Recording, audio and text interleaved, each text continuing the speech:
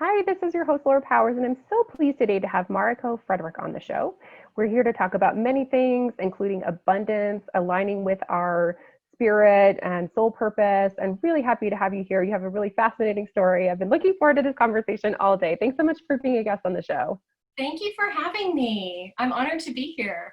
Oh, thank you. And if you can just share where you're recording from, it's always fun now that we're especially in lockdown to share that. Yeah, so I'm actually in Encinitas, California, which is in San Diego County. Nice. I love that area. I used to live in Los Angeles and I still go back and forth there a lot. And yeah, there's definitely a lot happening in that whole part of SoCal. So I'm in Golden, Colorado at the moment while we're in this semi-quarantine. But so glad to connect with you. I thought your story was really fascinating and really resonated with something that I think people need to hear right now. So for those who aren't familiar with you, can you share a little bit about your background and how you got to here? Sure, thank you. Well, today I have the honor of being the CEO of Soul Priority, my training and development company that I created to help people around the world find the calling on their life and then create abundance through it, through private coaching programs that I have and workshop events. But what you may not know about me is that when I was 29, I fell into two major health crises and I had a near-death experience. And when I died, I was given an assignment on my life. So I thought I would heal up like in a few weeks and start working for God, start working for the universe. Instead, I spent 15 hours a day in bed for 3.5 years with no answers. And I don't know if you've ever fallen so far that you didn't recognize your own life, but I wasn't prepared to fall from my career. I wasn't prepared to fall from the mental and physical strength that I had earned. And I wasn't prepared to fall from the children that my husband and I planned on having. And while I did heal from the initial injury that caused the death experience, what no one knew was that I had another disease. And this one didn't come with the dignity of a diagnosis. So I saw 16 doctors, but all I heard was, "You're making it up. It's all in your head. You're just depressed." And meanwhile, it was stealing what was literally the most precious thing to me, my identity. So I went from a 125-pound peak performing rock climber to 200 pounds, barely able to crawl to my bathroom. And from running my own practice in alternative medicine to being too confused to turn a doorknob. I ended up suffering so much memory loss that there wasn't enough left of me to go back to my old life. And I kept thinking, in my death experience, you told me I had to go back and help people, that it wasn't my time. But I wasn't living. I was just existing. And I had no evidence of the purpose that I was given. So I thought, okay, well, I just want to serve, even if it's in a wheelchair. And amazing, 3 days after I had that thought, I was diagnosed with end-stage Lyme disease. And over the next 10 years, I chased after the woman I knew myself to be. But I had to do the work on me. I had to climb out of the ashes of my old life, and I had to reinvent myself. I had to come to the decision that while this disease did have access to my body and even my brain, that it did not have access to my possibility. And so now I choose to really stand on my purpose and stand on my story, not in my story. And now I get to help others do the same. Amazing. So yeah, there's a lot of your story that I think parallels my story. I didn't have a near-death experience, but I basically, my whole life was kind of completely bulldozed and started over as well, working in government and politics and higher education. And then the recession hit and, I ended my marriage. I was physically sick. My career went away. And that was when I was realigning with my true abilities as a psychic and spiritual person.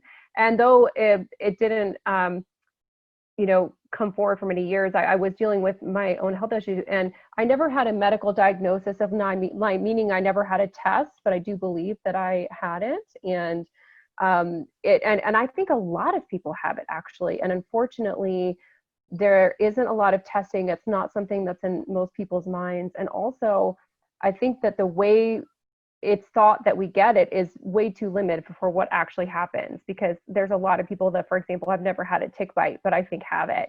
And there's evidence to show it can be in parasites. So if you get a parasite or you get a bite from something else, or you have contact with someone else who has it, it's a bacteria. So you know that it's possible for it to spread.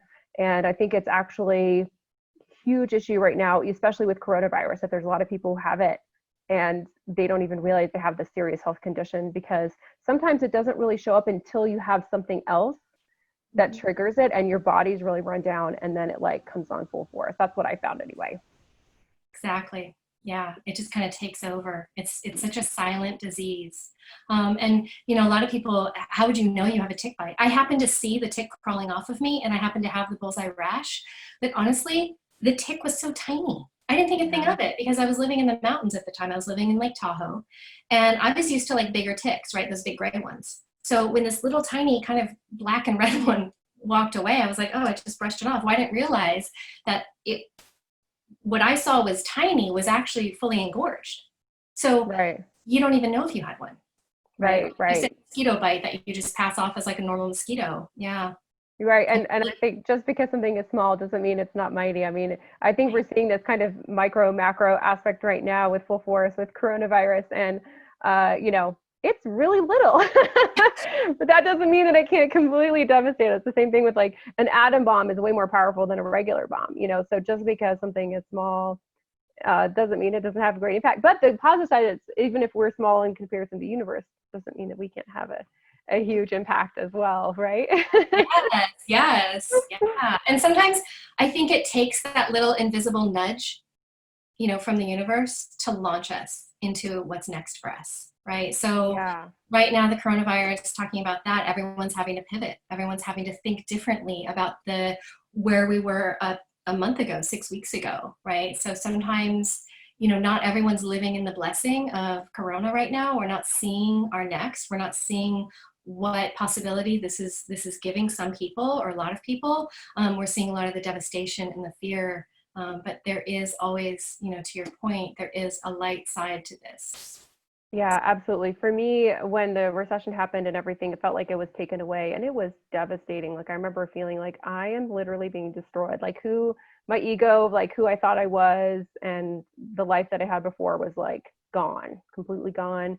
And I do think there's a lot of positive aspects to this, and people will kind of be reborn, like the phoenix or whatever, coming out, rising out of the ashes. But at the same time, I also want to share, it is totally okay to mourn and, grieve the loss of your future you thought you had, the loss of who you were and thought you were becoming, And I think that's a lot of what's happening right now, is this grieving element. And then, yes, wonderful things can shift. So let's talk about that in your journey. Like you it sounds like you finally kind of released, or like, even if I'm in a wheelchair, whatever I can, I will do this. And that helped you move forward. But what else helped you to step into your new path and heal from everything that's going on? Oh, so much. Where do I start? So there was a moment where my doctor was kind of talk with, and she was letting me know that, I should take up a hobby like pottery. At the time, I was having a lot of neurological problems, right? I was having trouble speaking. I was having trouble walking. I couldn't understand simple things like, sign here or how to use my phone. I was having a lot of neurological problems, and there was no guarantee that I was going to come back. And so in that moment, I remember thinking, I had to save my own life.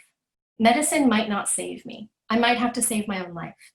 And so I just resolved to never think of the word sick again, to never speak the word illness. I just decided that I was not going to be a sick person. That, again, it had access to my body, it was having access to my brain, but I just wasn't going to play along. So for me, mindset was everything in that moment. Mindset is what took me from I have something I'm meant to do in this world to actually getting into action and doing it. But in between was a total mindset shift.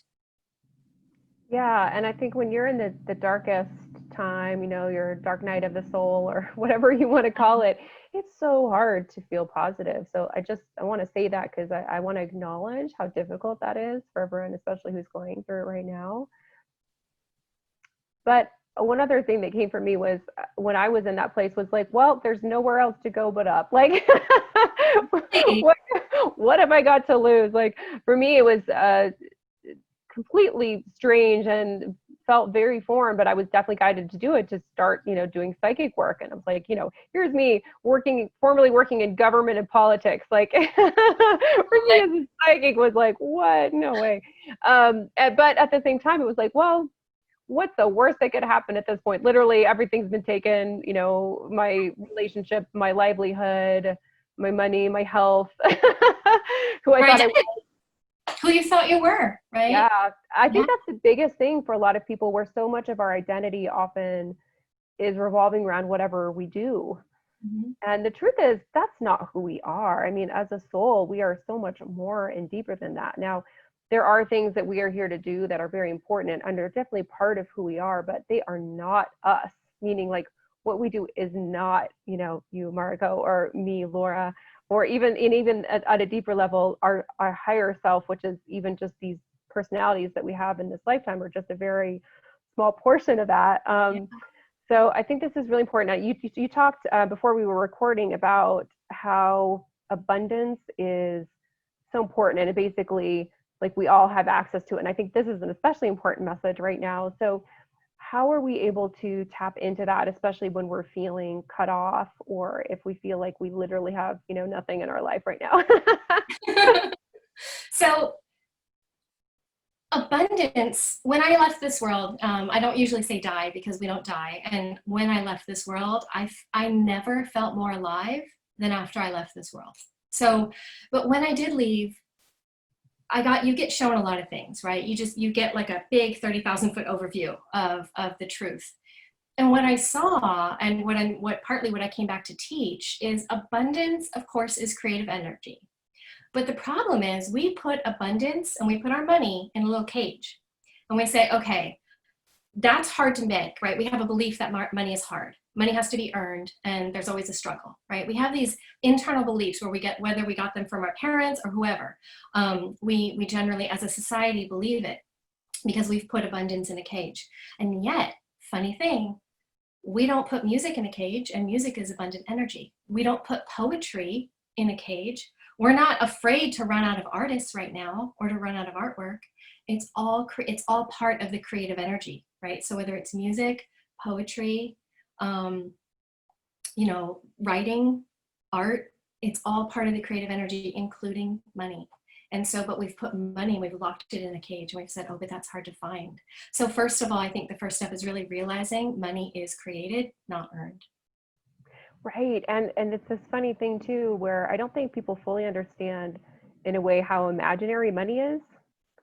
Like, it used to be money was gold, and then, it was like, okay, well, it's not gold, and then it was like cash, but now it's not cash either. It's like they would get further and further removed from it being a tangible thing that we can really access. And basically, money works because people believe that it works.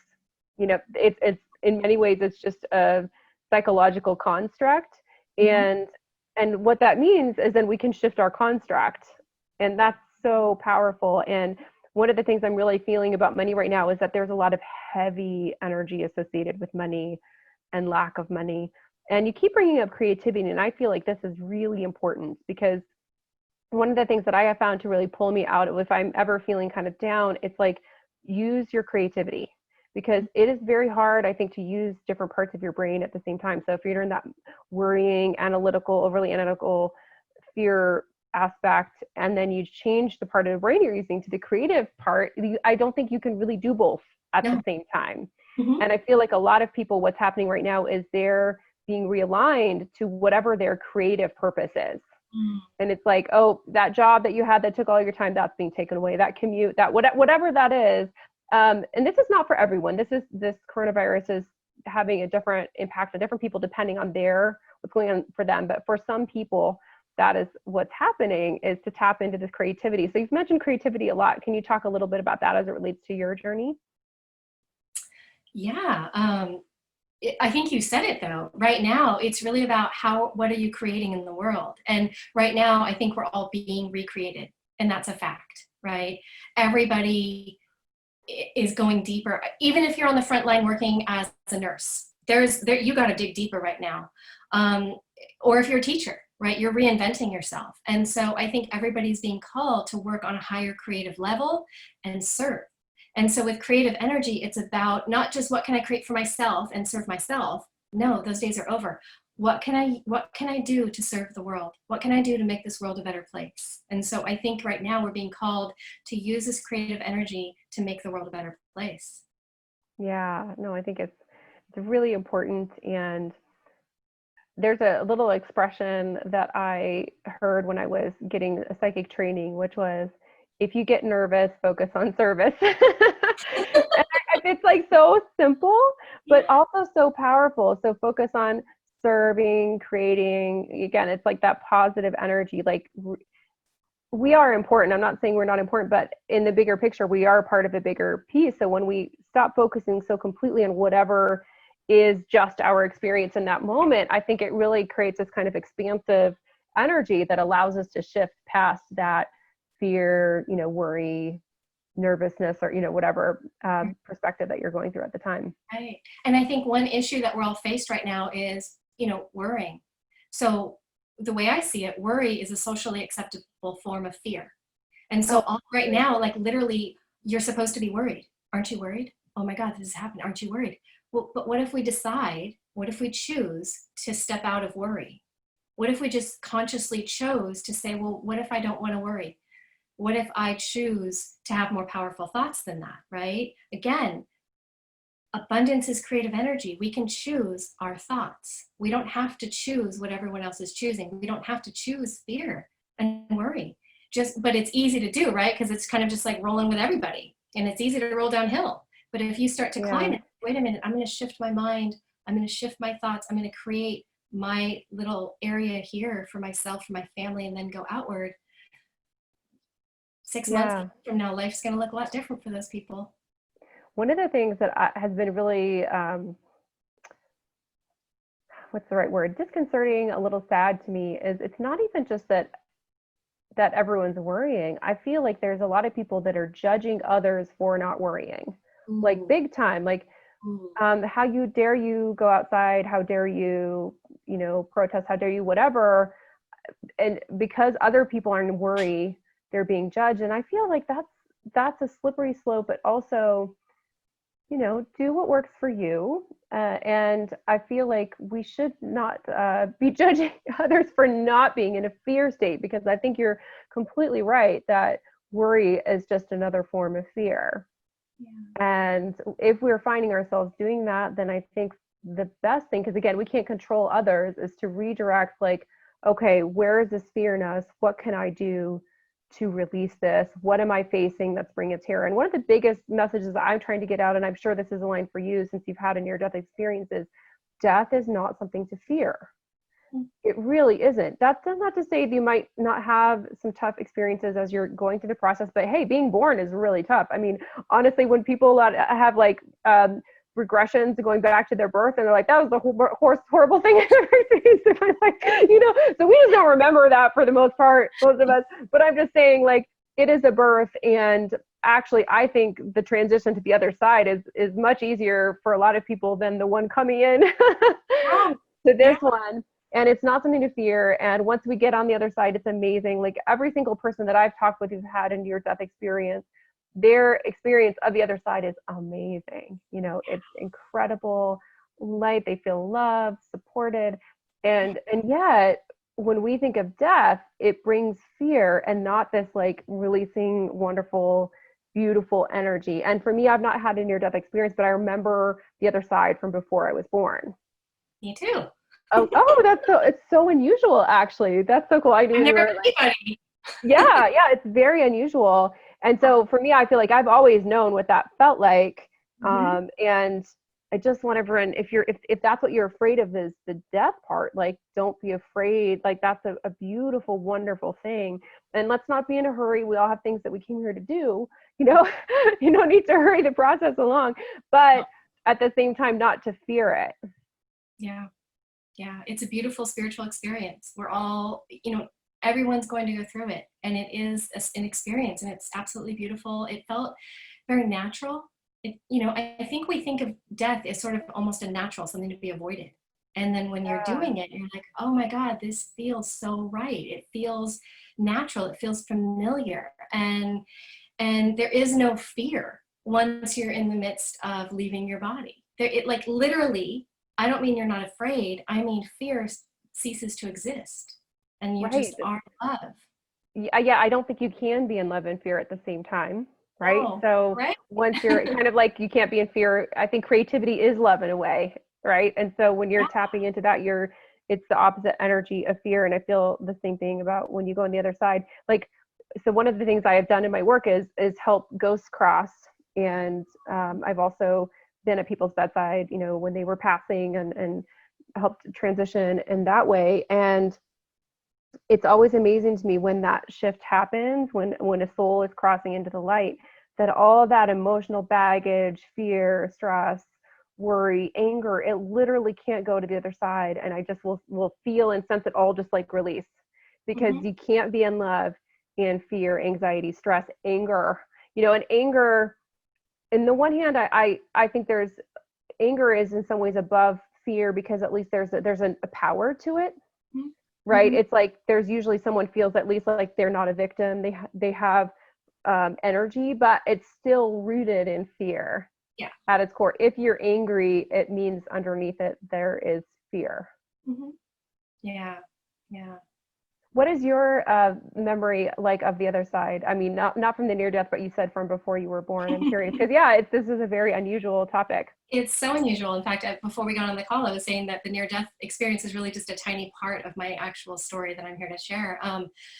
So I stayed conscious between my last life and this one. So for me, in my past life, I remember literally coming home and realizing that my time was limited. And I remember being in my home. I remember the process of death.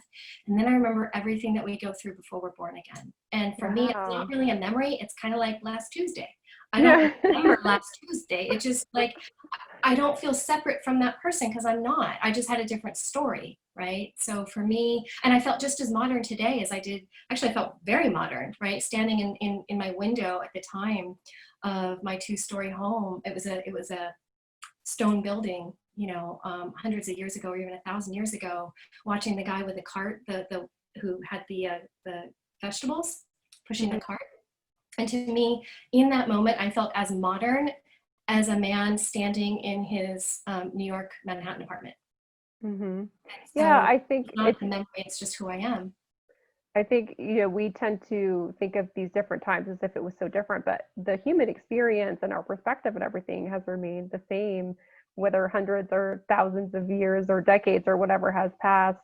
I, for me, I remember it's like a little snippet from right before I incarnated here in this incarnation.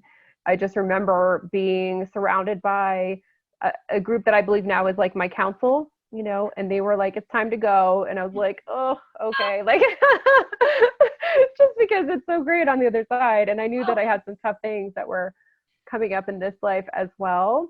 But Yeah. I think when you're ready, you start to have this knowledge. Like, people that don't have it, maybe it's a lot to process. And as I've gotten more on my kind of path as a psychic, I've had like snippets of different lives and things come to me, and I always think it's so fascinating Mm-hmm. to look at those things. Yeah, it is. It helps. I think it helps. It helps so many things, but I think that our perspective is different, right? It's easier to not worry. It's easier to stay out of fear because our perspective might be a little different. And so while I understand fear, I understand loss. I've been through, my share. Believe me, when I couldn't stand up, I was worried in the beginning until I realized I didn't have to worry and I can just choose to have powerful thoughts.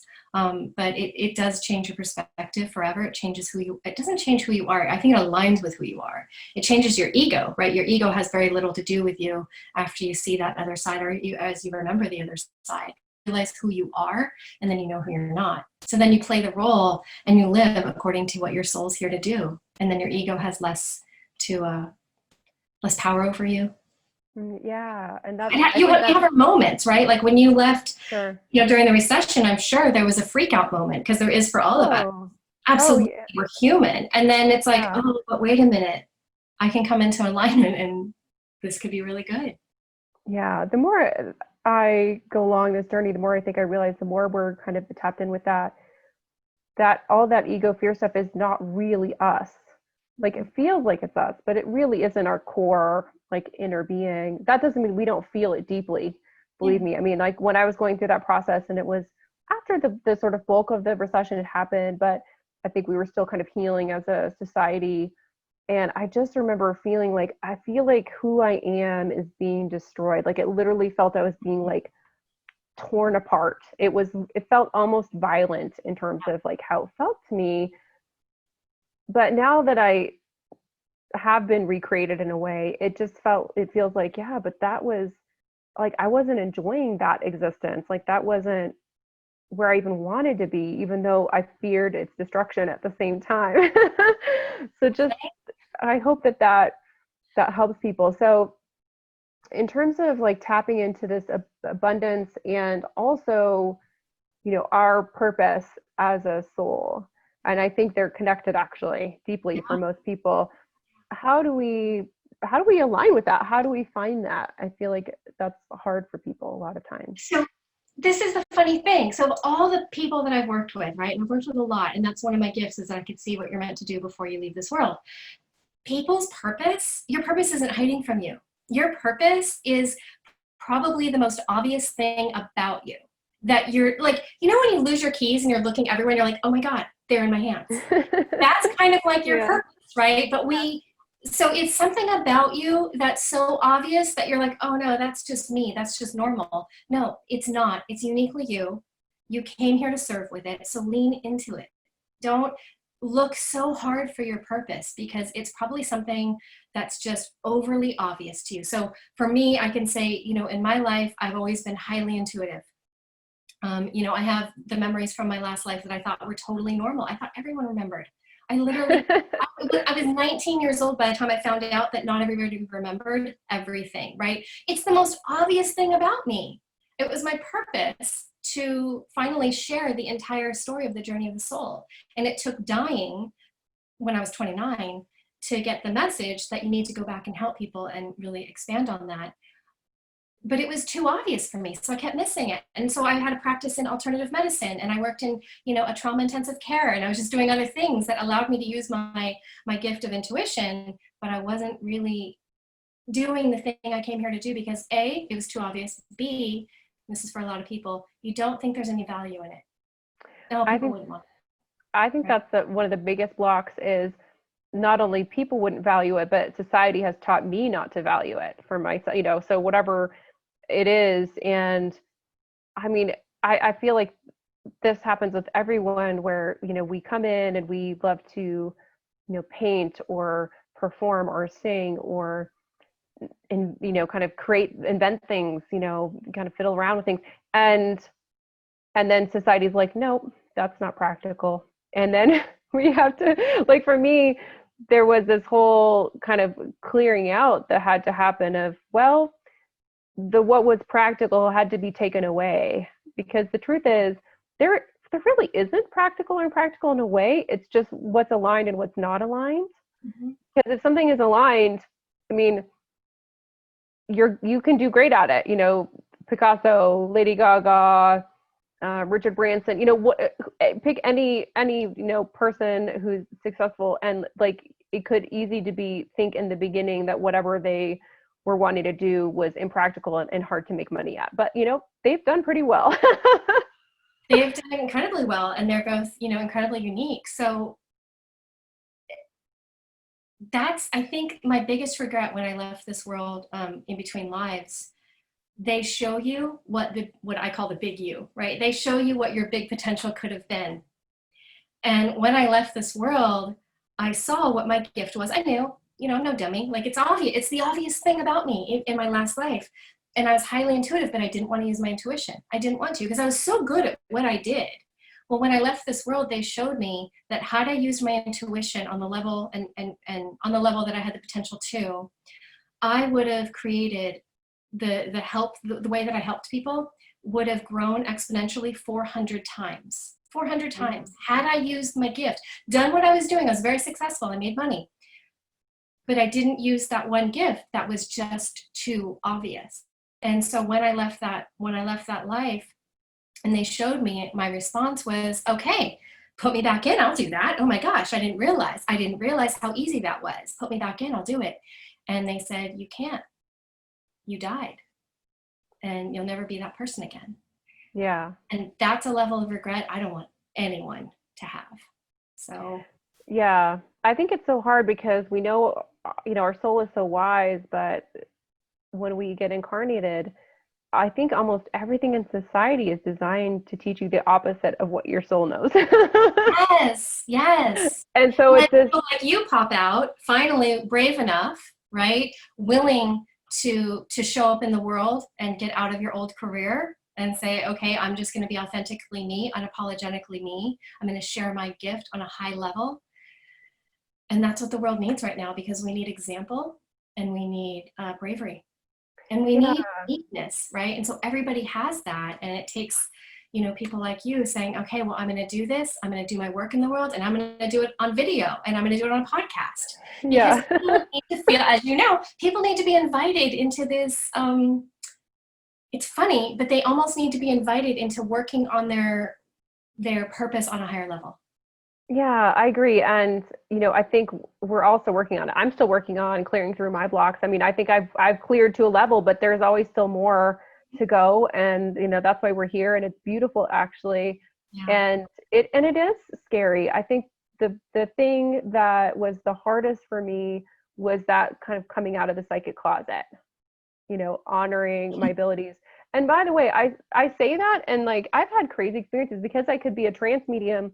I grew up with spirits trying to take over my body. I saw really dark, energy beings, entities and things like that. And that still was not the scariest. The scariest thing was being authentic and letting people know who and what I was and what I experienced. So just saying that, because I think a lot of people right now are literally in terror of doing exactly what we're talking about. And the guides are, giving them signs and messages. They're trying to support them. Their old job or whatever they did before has been taken away, and it is terrifying. So just honoring that it can feel that way. But as we were talking about earlier, that's not the true energy. That fear, that terror is not even actually yours in a way. It's like whatever I think you're kind of absorbing from the external, because your higher self is light and not in fear, because that's not the truth. But at the same time, it's scary. And so I just want to acknowledge that it does feel scary, but when you move past it is when everything good opens up.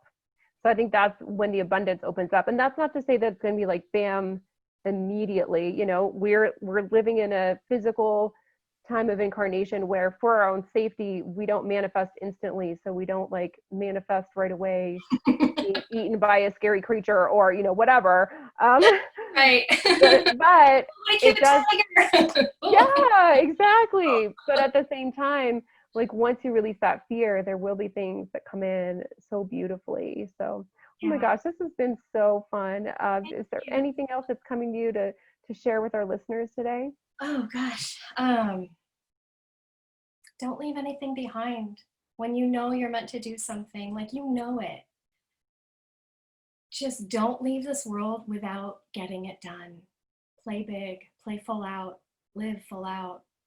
Because when you leave this world, your only regret is going to be whether or not you played full out. Because when you play full out, you're aligned with your soul. It's literally also kind of a path to enlightenment, right? Because you have to be on a higher level to play full out. So that gets taken care of. So your spiritual side and your finance and your purpose is not separate. it's one path. So just live full out. I love that. And then also, as you know, I think we forgot to mention this. Yes, some people are in fear right now, but it's a choice. But also make sure you surround yourself with people that you're having really wonderful conversations with. I think that's great. And I want to share too with those decisions about living full out that as you're stepping into that, it's not that everything's going to go smoothly right away. I just want to be clear, because it's like, yes, step in, things align, you can experience miraculous, amazing things happen, but that doesn't mean it's like all, puppies and roses or whatever, like, right? And I think that's something that I feel like a lot of people misunderstand when they're starting to step into, their purpose, their authenticity, and they perceive that they mess up or things aren't going smoothly or it's not easy, and then they're like, oh, that's wrong, or I need to pull back and withdraw or go back to what I was trying to do before. And I feel like anytime you do something new, there's a learning curve, right? And usually a pretty big one. So you don't, when you're a kid, when you're like a little baby and you're learning to walk, you don't like, oh, I fell down, I guess I'll just stick with crawling or whatever, right? We understand there's going to be error, there's going to be things that don't go right, quote unquote mistakes that we made, but that's all a part of the process. So I just felt to say that because, like, step into who you are, go for it, but don't expect everything to go perfect from the beginning, because you're learning how to not only probably do something new that you haven't done at that level, but also you're learning to be a different person and be in a different kind of energy and vibration. You're learning to be extraordinary. You're learning to hit your human potential and your spiritual potential, and that is no easy task. And so that's why you want to have support, and you want to have really healthy conversations. But you're right, there is what I don't know if you felt this way, but when I made my decision, I almost felt like the universe was saying, are you sure? Oh, yeah, we get tested over and over again. Yeah. And so get ready, be prepared for the universe to say, do you really want this? Are you sure? And yeah, it's easy, but it's worth and it. the other piece is that a lot of times we have the greatest resistance energetically to whatever is actually for our best and highest good, the most abundance, etc. So this has popped up with me so many times. For example, I'll be doing a reading and I'm like, I'm getting you're a writer, and they're like, I hate writing, and I'm like, that's resistance. Like a lot of times it's like not even like, yeah, I don't like it. It's like, I hate that, and it's just really funny to me. Or it's just like a real strong, just like something about that just doesn't feel right. But anyway, I've just found that sometimes it's not that it will feel easy, right? That sometimes it will. Sometimes it's like, oh, I just left this thing and it's easy for me. But sometimes, because we have so much kind of programming and resistance to something from society, that it actually feels really hard. Like when I started psychic work, even though I'm very psychic, it felt really hard, like really hard. So just got to say that. So just because something feels hard doesn't mean that it's not what you're here to do, or that it's not ultimately going to be really easy for you in your life as a whole. Like I feel like this idea of like sometimes things are easy now but really hard later, or vice versa. It's hard now but then really easier and feels better later. So it's important to tune into that and make sure that we're not just choosing things that feel really easy now but later will feel hard. Right. Yeah, easy now sometimes means you're out of alignment with who you're meant to be, because what's next for you is going to stretch you, and if you're going to play really big, it should also kind of scare you. And not scare, you're scared, but like, oh my god, seriously, your vision of yourself has to kind of rattle you a little bit. I think the fear of like, oh my gosh, how am I going to do this kind of thing, I think if I'm not at least in a little bit of that, then I feel like I'm not growing where I need to go. Yeah. Well, oh my gosh, I feel like this is going to be really helpful for a lot of people, and I'm really glad we connected. I definitely feel like you're like a soul connection. Thank you. Me too. Yeah, I love this conversation. I love how you show up in the world. It's beautiful. Thank you. You too. And if people want to learn more or connect with you, what is the best way for them to do that? So my website, Soul Priority, and that's spelled S-O-U-L. My Instagram is at Mariko Frederick. Mariko is spelled M-A-R-I-K-O. And Facebook, the Mariko Frederick. And that's the best way to connect with me. And when you work with clients, what does that look like? I have two different ways that I work with people. So I have a half-day intensive, and that's for people that really just want to know, okay, what is my purpose? How am I going to get there? It's really a strategy session. When they feel there's something that they're meant to do, but they can't quite get to it. A lot of my clients have reached a lot of success, but they still feel on some level kind of unfulfilled. And so that's really, okay, what is my higher purpose? What is that vision before I leave this, when I leave this world? What was I meant to do? And that's something that I can see for them, and then get them through a strategy session to launch, like after we get off the phone. And then I have a 6-month emergence program for people that still have a lot of personal development to do. They have a big assignment on their life, but they literally need to emerge and become the person that can even do that assignment. So that's the two ways right now, because we're not doing workshops and live transformational workshops. Yeah, yeah, I'm definitely doing more online things. Online workshops. Yeah. I typically travel a lot, 4-8 cities in a month and do, events, live events where I go. But yeah, just switching to online for the time being. So. But that's a beautiful thing because we can connect with people wherever they are, which is really lovely. Yeah, I find I'm almost connecting with more people. Mm-hmm. Yeah. This medium that we have now. So thank you. You're so welcome. It was such a pleasure to connect with you. Thanks for talking with us today. Thank you so much. And thank you everybody for listening. If you'd like more information about me, you can go to my website, healingpowers.net. You can find me at Twitter at Laura Powers, Instagram at Laura Powers 44, and on Facebook at Healing Powers.